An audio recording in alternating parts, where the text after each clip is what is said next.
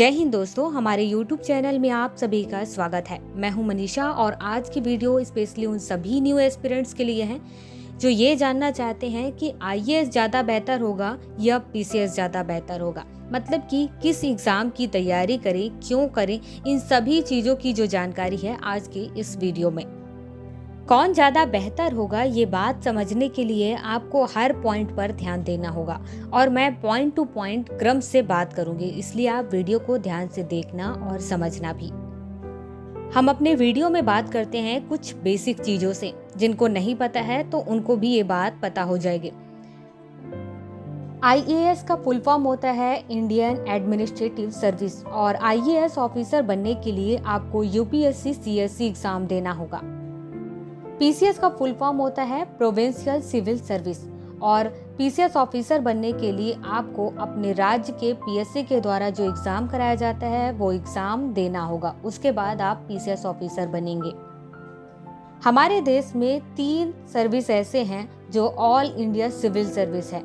सबसे पहले IAS, number दूसरे पे है IPS और तीसरा पे है इंडियन फॉरेस्ट सर्विस। अब हम बात कर रहे हैं IAS। तो IAS में मैं बता दूं कि केंद्र सरकार के अंडर में IAS ऑफिसर काम करते हैं। अब केंद्र सरकार चाहे तो एक IAS को राज्य में काम करने के लिए भेज सकते हैं, केंद्र सरकार चाहे तो केंद्र शासित प्रदेश में भेज सकते हैं, वो चाहे तो केंद्र के जो मिनिस्ट्री है वहां पर काम करने को भेज सकते हैं। तो केंद्र सरकार जहां चाहे वहां पर एक IAS ऑफिसर को काम करने के लिए भेज सकते हैं। अब हम बात करते हैं कि PCS ऑफिसर कौन होते हैं। तो PCS ऑफिसर SDM भी होते हैं, डिप्टी कलेक्टर, DSP, तहसीलदार, बेसिक शिक्षा अधिकारी, ये सभी लोग होते हैं। तो ये सभी ऑफिसर जो PCS ऑफिसर हैं, ये अपने राज्य के अंदर ही जिस राज्य में PCS ऑफिसर बने हैं उसी राज्य में काम करेंगे, उसी राज्य में अपनी सेवा देंगे।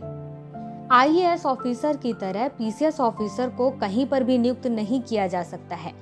मतलब कि हर राज्य का अपना अपना PCS ऑफिसर होता है, इसलिए हर राज्य का अपना ही PCS अधिकारी अपने ही राज्य में काम कर रहा होता है। एग्जाम्पल लेकर के बताती हूँ कि मान लीजिए कि उत्तर प्रदेश के लखनऊ में कोई PCS ऑफिसर काम कर रहा है तो उसे वो चाहे बरेली हो, चाहे सीतापुर हो, बहराइच हो, कहीं पर भी नियुक्त किया जा सकता है काम करने के लिए। लेकिन ऐसा नहीं है कि उसे मध्य प्रदेश में नियुक्त कर दिया जाए, बिहार में नियुक्त कर दिया जाए, ऐसा बिल्कुल भी नहीं है। या फिर मिनिस्ट्री में काम करने के लिए, मतलब कि राज्य की अपनी जो मिनिस्ट्री है वहां पर काम करने के लिए भेज दिया जाएगा, लेकिन दूसरे राज्यों में काम करने के लिए ये नहीं जाते हैं। आप सभी को पता होगा कि कई सारे IAS ऑफिसर राज्य में काम कर रहे होते हैं, बाकायदे कलेक्टर के रूप में काम करते हैं, कमिश्नर के रूप में काम कर रहे होते हैं और उस वक्त वो राज्य सरकार को सेवा दे रहे होते हैं, तो कई सारे आदेशों का पालन करना होता है राज्य के भी। तो अगर राज्य सरकार को ऐसा लगता है कि कुछ IAS ऑफिसर या कोई एक IAS ऑफिसर उनके आदेशों का पालन नहीं कर रहे हैं, गड़बड़ी कर रहे हैं, तो यहाँ पर ऐसा बिल्कुल नहीं कर सकते हैं कि वो उनको बर्खास्त कर दे। वो वहाँ पर उनको केवल निलंबित कर पाएंगे और निलंबित करके वापस केंद्र सरकार के पास भेजना चाहें तो भेज सकते हैं। निलंबित और बर्खास्त में क्या अंतर है, इसका वीडियो मैं ऑलरेडी बना चुकी हुई हूँ और उस वीडियो को जो लिंक है वीडियो के डिस्क्रिप्शन में मैं दे दूंगी, तो जिनको देखना है, जिनको समझना है वो देख सकते हैं। अब जो PCS ऑफिसर हैं वो राज्य सरकार के अंडर में काम कर रही होती है और राज्य सरकार अगर कोई ऐसा आदेश देती है PCS ऑफिसर को काम करने के लिए और वो काम नहीं करते या उनके पास इस तरीके की शिकायत पहुंचती है कि ये अच्छा काम नहीं कर रहे हैं या किसी भी टाइप की गड़बड़ी पाई जाती है, तो राज्य सरकार के पास ये अधिकार होता है कि निलंबित कर दे या बर्खास्त कर दे, दोनों में से कुछ भी कर सकते हैं। तो ये सबसे बड़ा अंतर होता है IAS और PCS ऑफिसर में।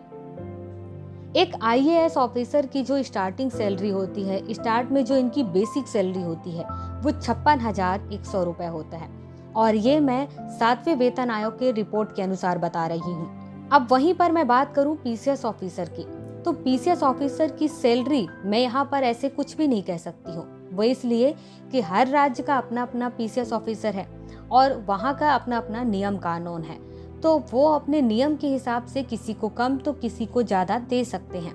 मतलब कि बिहार में हो सकता है कि PCS ऑफिसर को उत्तर प्रदेश के PCS ऑफिसर से ज़्यादा अच्छी सैलरी मिलती हो, या फिर उत्तर प्रदेश के पीसीएस ऑफिसर को बिहार के पीसीएस ऑफिसर से ज़्यादा अच्छी सैलरी मिलती हो, तो इनका अपना अपना नियम कानून है। तो यह आपको देखना होगा कि आपके राज्य के जो पीसीएस ऑफिसर हैं उनको बेसिक सैलरी कितना दिया जाता है।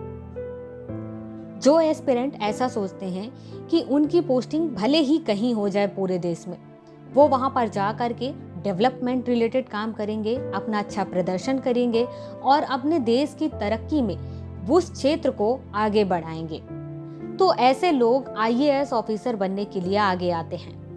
इसके बाद जो एस्पिरेंट ऐसा सोचते हैं कि हमारा स्टेट डेवलप करे, चाहे एजुकेशन में हो, स्वास्थ्य में हो और भी अलग अलग क्षेत्रों में हो, तो वो लोग पीसीएस ऑफिसर बनना ज़्यादा पसंद करते हैं।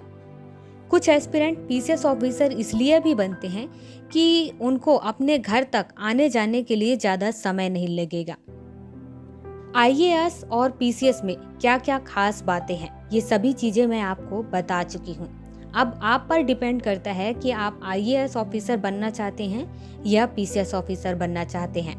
आप में क्या योग्यता है और आप क्या क्या नया कर सकते हैं, ये आप जानते हैं, मैं नहीं। तो इसलिए आप आईएएस ऑफिसर बन के पूरे देश में क्या बदलाव ला सकते हैं अगर कहीं पर भी आपकी पोस्टिंग होती है, या पीसीएस ऑफिसर बन के अपने स्टेट में किस प्रकार से आप सेवा देते हैं या देना चाहेंगे, ये आप पर डिपेंड है।